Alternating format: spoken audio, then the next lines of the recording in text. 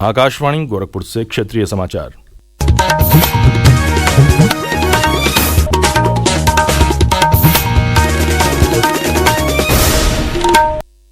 समाचार बुलेटिन के साथ मैं विकास राय। केंद्रीय स्वास्थ्य मंत्री जगत प्रकाश नड्डा ने कहा है कि ह्यूमन मेटान्यूमोवायरस HMPV नया वायरस नहीं है और इसको लेकर चिंता करने की कोई आवश्यकता नहीं है। स्वास्थ्य मंत्री ने सोशल मीडिया पर वीडियो संदेश में कहा कि देश की स्वास्थ्य प्रणालियां और निगरानी नेटवर्क सतर्क हैं और स्वास्थ्य संबंधी किसी भी चुनौती से तत्काल निपटने की तैयारी सुनिश्चित की जा रही है।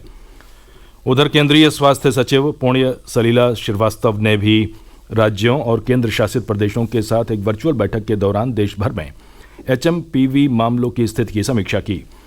इस बीच उप मुख्यमंत्री और प्रदेश के स्वास्थ्य एवं परिवार कल्याण मंत्री ब्रजेश पाठक ने भी कहा है कि इस वायरस से घबराने की जरूरत नहीं है।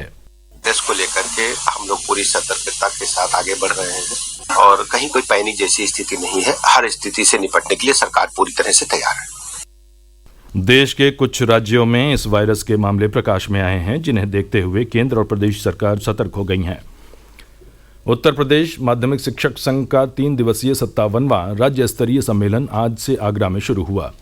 रक्षा मंत्री राजनाथ सिंह और केंद्रीय मत्स्य एवं पशुपालन राज्य मंत्री SP सिंह बघेल ने इसका उद्घाटन किया। इस मौके पर रक्षा मंत्री राजनाथ सिंह ने कहा कि राष्ट्र का भविष्य बनाने की सबसे बड़ी जिम्मेदारी शिक्षकों के कंधे पर होती है।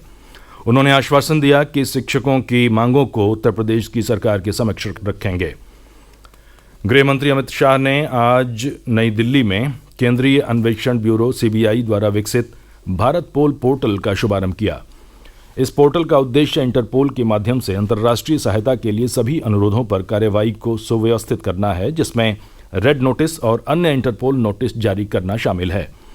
गृह मंत्री अमित शाह ने इस अवसर पर अपने संबोधन में कहा कि भारत पोल अंतर्राष्ट्रीय जांच को एक नए युग में ले जाएगा। उत्तर प्रदेश के आधा दर्जन से अधिक जिलों की सीमाएं नेपाल देश के साथ मिलती हैं। ये पोर्टल इन सीमाओं पर अपराधों और तस्करी की रोकथाम में भी कारगर साबित होगा। मुख्यमंत्री योगी आदित्यनाथ ने महाकुंभ तीर्थ क्षेत्र के सभी सेक्टर में चिकित्सा व्यवस्था के पुख्ता इंतजाम के निर्देश दिए हैं। उन्होंने प्रदेश के वरिष्ठ अधिकारियों के साथ आज ठंड से स्वास्थ्य पर पड़ने वाले प्रभावों से संबंधित समीक्षा बैठक की। मुख्यमंत्री ने महाकुंभ क्षेत्र में एम्बुलेंस की सुविधा उपलब्ध कराने और हर प्रकार के मरीजों को चिकित्सा सुविधा देने पर जोर दिया। उन्होंने कहा कि स्वास्थ्य विभाग की टीम सभी सेक्टर का लगातार भ्रमण करे और लोगों का हालचाल लेकर आवश्यकता अनुसार उन्हें चिकित्सकीय सहायता उपलब्ध कराएं।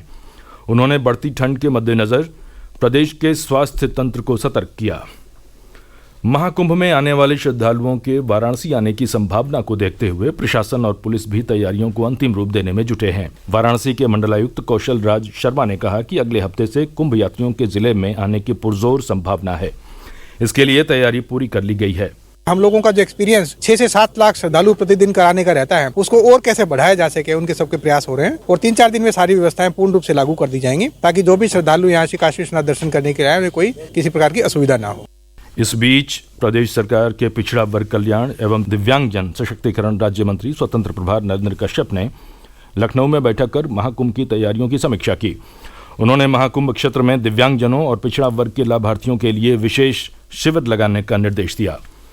निर्वाचन आयोग ने अयोध्या जिले के मिल्कीपुर विधानसभा सीट पर उपचुनाव की घोषणा कर दी है। आयोग के अनुसार वहां 5 फरवरी को मतदान होगा और मतों की गिनती 8 फरवरी को की जाएगी। सपा सांसद अवधेश प्रसाद के इस्तीफे के कारण ये विधानसभा सीट रिक्त हुई थी। प्रदेश के विभिन्न जिलों में कड़ाके की ठंड के कारण जनजीवन पर गहरा असर पड़ा है। बस और ट्रेनें विलंब से चल रही हैं। प्रदेश के कई जिलों में 14 जनवरी तक कक्षा 8 तक के विद्यालयों में अवकाश घोषित कर दिया गया है। पूर्वी उत्तर प्रदेश के बलरामपुर, गोरखपुर और कुशीनगर समेत लगभग सभी जिलों में आज भी सुबह के समय देर तक कोहरा और दिन में कड़ाके की शीतलहर पड़ी। गोरखपुर जिले में दिन भर बादल छाए रहे। कुशीनगर जिले में स्कूलों के साथ साथ आंगनबाड़ी केंद्रों के बच्चों के लिए भी 14 जनवरी तक अवकाश घोषित किया गया है। इस बीच मौसम विज्ञान विभाग ने अगले 3 दिनों के दौरान तापमान में 2 से 3 डिग्री सेल्सियस के क्रमिक गिरावट की संभावना जताई है। इससे ठंड में और भी बढ़ोतरी होगी। विभाग ने अगले 3 दिनों तक शीतलहर के साथ कहीं कहीं घना कोहरा और कई स्थानों पर अत्यंत घना कोहरा पड़ने की चेतावनी जारी की है। समाचार समाप्त हुए। नमस्कार।